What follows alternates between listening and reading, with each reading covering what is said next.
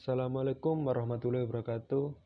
Perkenalkan, nama saya Muhammad Riza Kurniawan, NIM saya D400200148. Di sini saya akan menjelaskan sedikit tentang jembatan Wheatstone.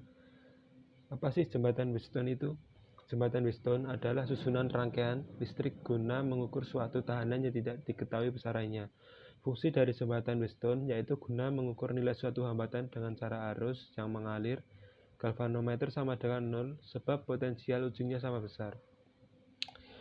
Nah, galvanometer mempunyai prinsip kerja rangkaian. Cara kerjanya adalah sirkuit listrik dalam 4 tahanan dan sumber tekanan yang dihubungkan melalui 2 titik diagonal dan pada kedua diagonal yang lain, di mana galvanometer ditempatkan seperti yang diperlihatkan pada jembatan Wheatstone. Nah, ini saya mempunyai rangkaian jembatan Wheatstone yang sederhana. Nah, di sini ada 5 resistor dengan R1 NIM, R2 ini 4 kali A, A-nya ini dikit terakhir NIM saya. Dikit terakhir NIM saya adalah 8. Nah, ini 4A, R3-nya 1A, R4 8A, R5 2A. Nah, ini bisa dilihat variabel resistor 1 kali A itu 8 kali K itu 1000 ya. Jadi 1 kali 8 kali 1000 sama dengan 8000 dan seterusnya. Nah, ini kita bisa lihat ini adalah jembatan rangkaian Wheatstone ditambahkan dengan sumber DC dengan kekuatan 12 volt. Nah, ini R1-nya NIM saya 2 digit terakhir NIM saya adalah 48 dikali 1000 sama dengan 48000. Kemudian R2-nya ini tadi 4 kali A sama dengan 4 kali 8 kali 1000 sama dengan 32000. Nah, dan seterusnya. Nah, ini adalah contoh rangkaian Wheatstone dengan resistor 1, 2, 3, 4, 5. Nah, besarnya itu bisa kita lihat R3 dengan R5, R2 dengan R4. Kita bisa tahu bahwa ini adalah sebuah perbandingan, yaitu perbandingan 1 banding 2, 8000 banding 16. Nah, nanti kalau resistornya yang ada di tengah ini atau R1 ini baik tegangan maupun arus, dia akan sama dengan 0. Nah, itu syarat mutlak dan rangkaian jembatan Wheatstone.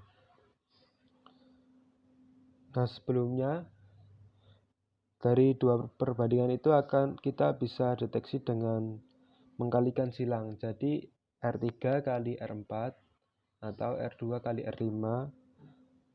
Nah, itu pasti akan hasilnya sama gitu loh. Untuk jelasnya kita lihat catatan ini. Nah, ini ada R3 kali R4 sama dengan R5 kali R2. Kita bisa buktikan ya, ini kali ini sama dengan ini kali ini. Selanjutnya volt A sama dengan volt B. Ini bisa dilihat ini volt A ini akan sama dengan volt B. Jika dikurangkan volt A, kemudian volt B-nya dipindah ruas ke kiri akan sama dengan 0. Kemudian ada ampere A dikurangi ampere B sama dengan 0. Sama dengan ini volt AB sama dengan 0 karena itu tadi volt A dikurangi volt B sama dengan 0. Kemudian juga arus AB sama dengan 0. Kemudian kita akan simulasikan pada percobaan ini. Ini percobaannya sudah ditambahkan dengan ampere meter dengan voltmeter. Nah, ini digunakan untuk mengamati tiap titik. Apakah tiap titik pada besaran di sini tegangan dan arusnya sama dengan 0 gitu. Nah, kita akan simulasikan dengan sumber 12 volt. Ini sumbernya 12 volt. Coba kita play ya.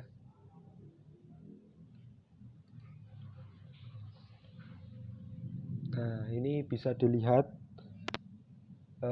tegangan AB sama dengan 0, tapi ini harus AB 0,02, tapi ini harusnya secara teori dihitung sama dengan 0, harus 0. Ini cuma selisih sedikit sekali, ini 0,02. Kemudian bisa kita lihat arus A dengan arus B itu besarnya sama-sama 0,8. Nah, ini. Kemudian tegangan A juga tegangan B itu besarnya juga sama-sama 8. Nah, kita langsung saja ini buktikan R3 kali R4 sama dengan R5 kali R1. Nah, ini R3 nya 8000 kali 64000 sama dengan 16000 kali 32000. Nah, hasilnya pasti akan sama. Kemudian volt A atau tegangan A sama dengan tegangan B. Bisa kita lihat langsung ini 8 sama 8 ya. Nah, jika dipindah ruas maka hasilnya akan 0. Kemudian arus A dikurangi arus B juga akan 0, yaitu 0,8 dikurangi 0,8 sama dengan akan 0. Jadi tegangan AB itu sama dengan 0 ya. Kemudian arus AB juga sama dengan 0. Nah, kemudian ada pertanyaan.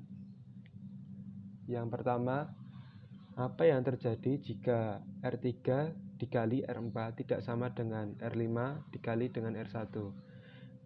Yang akan terjadi maka hasilnya yang pasti tidak sama ya ini. Dan rangkaian tersebut tidak bisa disebut sebagai jembatan Wheatstone karena tidak memenuhi persyaratan. Kemudian pertanyaan kedua, mengapa besaran FAB dan IAB sama dengan 0? Nah, karena FAB itu didapatkan dari tegangan A dikurangi tegangan B, atau IAB itu didapatkan dari IA dikurangi IB. Nah, tegangan A dan B atau IA dan IB mempunyai nilai yang sama. Jadi kalau dikurangkan pasti hasilnya akan 0. Ini.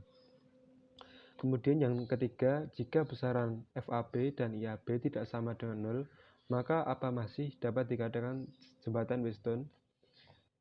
Nah, jika nilai tegangan atau arus tidak sama dengan 0, maka suatu rangkaian tersebut tidak dapat dikatakan sebagai jembatan Wheatstone karena tidak memenuhi persyaratan dan juga tidak sesuai dengan prinsip jembatan Wheatstone.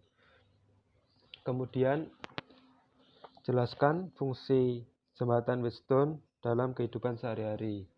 Nah, fungsi jembatan Wheatstone dalam kehidupan sehari-hari adalah di bidang perikanan ya. Nah, pada pembuatan perancangan dan pembuatan perhitungan ikan secara otomatis dapat diciptakan alat yang bertujuan untuk mempermudah tugas manusia dalam pekerjaan sehari-hari. Dalam bidang perikanan perlu diciptakan suatu alat yang dapat menggantikan tugas manusia, yaitu digunakan untuk menghitung jumlah ikan-ikan saat diberi makan. Akan menjaga jumlah ikan dalam jumlah banyak, sehingga tugas manusia dapat digantikan oleh alat ini. Nah, mungkin cukup itu. Bila ada salah, saya mohon maaf. Wassalamualaikum warahmatullahi wabarakatuh.